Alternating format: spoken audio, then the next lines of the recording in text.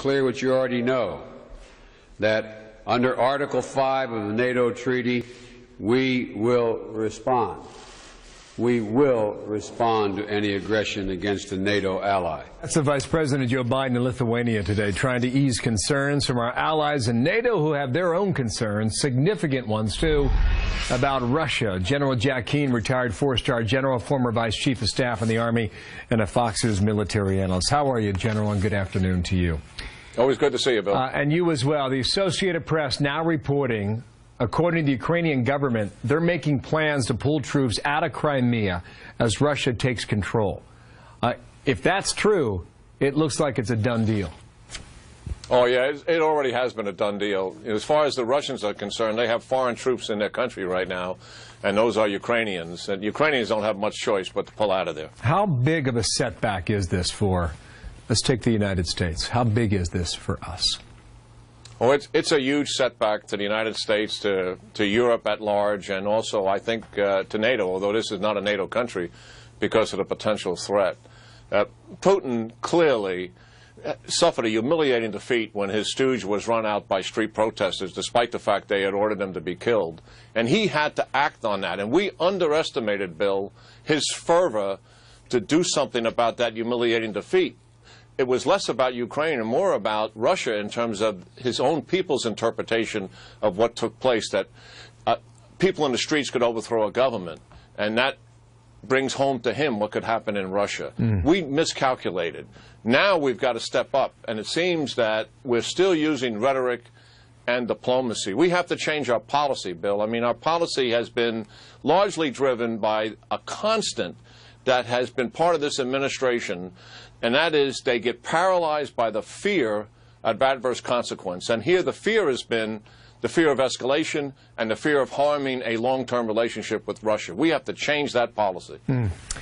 Well, the thinking was that they could, and now you see where we are some 5.5 years later after the reset. Now, listen, Putin wants the peninsula there. Are you convinced that he wants other part of Ukraine? When you figure the rail lines run through there, what the natural gas lines run through there, it's where the water is. Does he stop there or not? Well, certainly his interest in, from a practical matter, in East Ukraine, just as you suggest, anything that goes into Crimea has to go through eastern Ukraine. So certainly he would desire to have ownership of that as well. Whether he moves in that in the near term or not is certainly his calculation. I think a lot of it has to do with what is the reaction.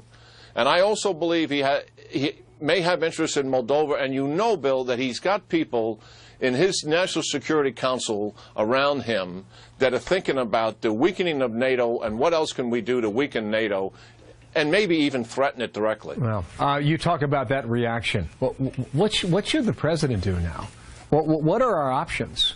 What would you hope that he does, General? Recognize that the relationship with Russia is now at risk. Change the policy to confrontation. Step up to it. We know how to do this. Deny Russian banking access to our financial system, Europeans' financial system, access to credit, access to capital. Get really tough with the oligarchy on freezing assets, not 11, but hundreds of them. Deny them access to international fora. And then to take NATO off the table. Don't just send airplanes into NATO countries on the border of Russia. Put troops on the ground there and let them participate in exercises. Bill, when you commit troops, you commit the political and moral will is on the ground. And that is a huge message. It's much more significant than airplanes and ships. Wow. Putin would get that message loud and clear. Do you think our president has the stomach for that? I'm not sure. The indication so far is he does not. And certainly the other thing is we have to bolster the Ukrainians with political, economic, and military aid. Heretofore, we have not seen anything that demonstrates that kind of a resolve, sadly to say. General, thank you. Jack Keane, some breaking news from Ukraine. There will be a lot more of it, too. You can expect that. Thank you, sir, for your time now.